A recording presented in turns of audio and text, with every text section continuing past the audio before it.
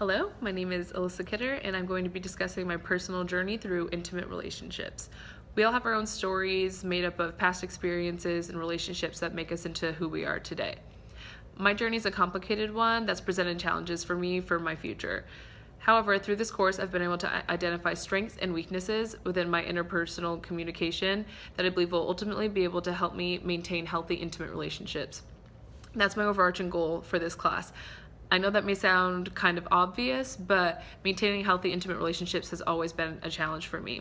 Let's take a look at my background in behavioral blend so that we could better understand why this is a challenge for me. Growing up, I never really felt loved by my father. He didn't have a dad growing up, so I believe it was hard for him to express his love to us. I only ever heard, "I love you" or "I'm proud of you" after a sports competition or a game or something. I believe that instilled in me a work-based mindset of love and perfectionism that is deep-rooted still to this day in my heart. I believe that has affected my view of relationships and my view of God. I believe that no one would love me if I made mistakes or if all they saw were my failures, but that's not true. I think in addition to studying my background, we need to look at what my behavioral blend is. And Carbonell says that an SC blend struggles with low self-esteem, and this low self-esteem has caused me to be reluctant to engage in intimate relationships. It's also caused me to be reluctant to engage in confrontation or conflict resolution. Confrontation in my family always ended with someone yelling and storming out of the room. There was never any real resolution to conflicts. So this has caused a huge fear in my life of being able to confront people, even though it's extremely necessary in order to have a healthy relationship. Not only did I have a toxic example of marriage in my life, my parents fought all the time and it ultimately ended in divorce, but I also got involved in unhealthy relationships with friends and intimate relationships as well. Carbonell states that SC blends like to help people and see transformation in the world, and I believe that's why I kind of got involved with people that I thought I could have a positive impact on them and see a transformation in their life because of the impact that I've had on them. However, this was not beneficial to me. It only lowered my self-esteem and continually caused me to just get hurt and rejected. These experiences mixed with my behavioral blend have caused me to believe that I'm not good enough and not worthy of love. It's also caused me to struggle with interpersonal communication skills that have ultimately affected my relationships with people. I've noticed some communication barriers through this course as well. Some of those barriers are empathetic listening and dealing with conflict and confrontation. I've always been told that I'm a good listener, but after reading Burley Allen, I realized that I need to improve my empathetic listening skills. Empathetic listening is important in communication because it develops trust in that relationship, and it also provides a safe place for that talker to be able to express how they feel. However, I notice that I tend to give advice while listening to others.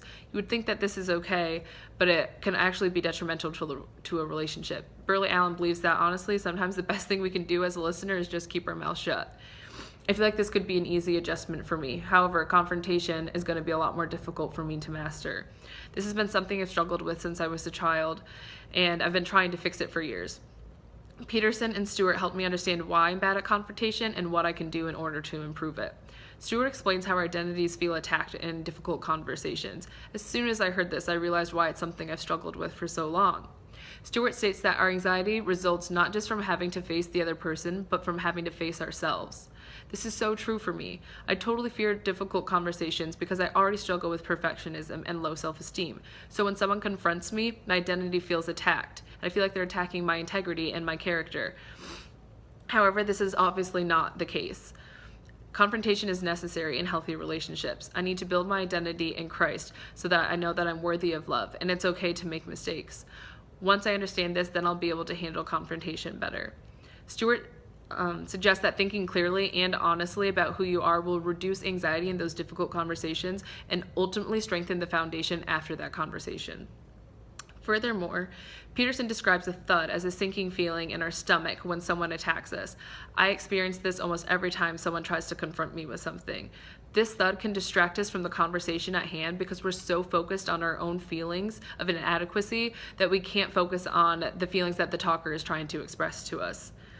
Peterson suggests that when this occurs, we should notice it, but don't defend ourselves. In difficult conversations, I always want to defend myself because I'm afraid of failure. However, this prevents any real growth in the conversation. This is a huge communication barrier for myself, and Peterson insists that we shift our interests from ourselves to those of the talker. I believe that Stewart and Peterson have provided me with the most insight for communication barriers and what I can do next to fix those barriers in my life.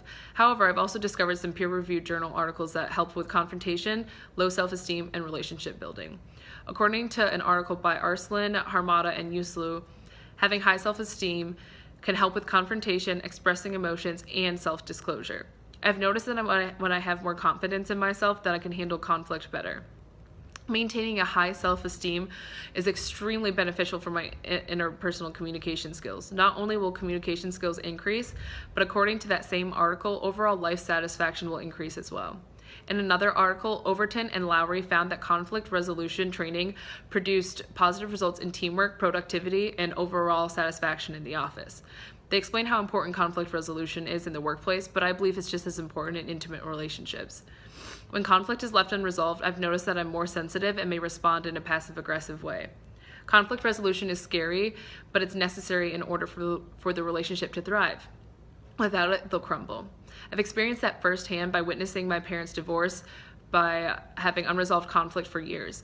Overton and Lowry provided necessary steps for successful confrontation in intimate relationships. They state that the first step to conflict resolution is to decide whether to address the conflict or not. Once that decision has been made, then preparation for the actual conversation can begin. This preparation includes determining the nature of the problem and understanding our own position in that problem. We must also be aware of how intense the problem is and what goals we want from this conversation. Finally, this conversation needs to happen in a safe place where trust can be built. Once that conversation begins, both parties need to be willing to listen non-judgmentally and not to interrupt the other person. I believe that this approach, combined with Stewart and Peterson's approach, will give me the most beneficial results for improving my interpersonal communication skills. On the other hand, Burley Allen provides a list of ground rules for empathetic listening. I want to refer back to these ground rules when I'm listening to make sure that I'm doing it correctly. I will mainly focus on refraining from giving advice while listening and just keeping my mouth shut. I do that, and I also need to focus on reflecting back to the talker what they're saying and what they're feeling. I do this internally when I'm listening, but I'm not super comfortable doing it externally.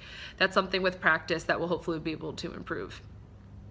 I would next like to discuss my action plan for this. For my action plan, I would like to go through counseling, find an accountability partner, implement new communication skills, and be prayerful throughout the process. I've actually just completed 1 year of counseling, and through that experience, I was able to discover that without forgiving my father, I will not be able to have healthy, intimate relationships. I also need to forgive those who have hurt me or manipulated me in my past. I tend to want to shut down when being confronted or feel rejected, and my instinct is to put up a wall. However, that only creates more misunderstanding and distance in a relationship. I've taken those walls down in the past few weeks, and I've already seen improvements in the workplace relationships and intimate relationships in my life as well. I learned to keep my mouth shut and allow the other person to express themselves and just to be a safe place for them and be able to listen. I've asked my roommate to hold me accountable with empathetic listening skills. If I'm doing a poor job, I've given her permission to correct me. I've also have a coworker who helps me practice through confrontation in a tricky situation in the workplace. After completing counseling and finding an accountability partner, I'd like to implement the new communication skills that we've discussed previously. In difficult conversations, I will do as Stewart says and think clearly and keep my identity grounded no matter how tough the conversation is. Referring back to these texts in times of self-doubt and confusion will be extremely beneficial for growth of my interpersonal skills. Finally, I want to be prayerful throughout this process. Since I struggle with self-esteem and confidence, I can become frustrated when I do not see immediate results. Praying and speaking truth over myself will help me remind me that I'm a child of God. The final step in the process is to keep my identity grounded in Christ so that I can handle difficult conversation better and be a better empathetic listener. In conclusion, I'd like to say that no one is perfect. Communication is challenging and we all make mistakes, but thankfully communication can also be learned. If we practice it enough, we'll be able to see growth in our interpersonal communication. I can surrender my perfectionism and my fear at the cross and be filled with the peace of God instead. My identity is in Christ alone. Galatians 4:7 says, "So you are no longer a slave, but God's child. And since you are his child, God has made you also an heir." I am no longer a slave to fear and perfectionism, but an heir of Jesus Christ, who gives me freedom to boldly communicate with those that I love. Thank you.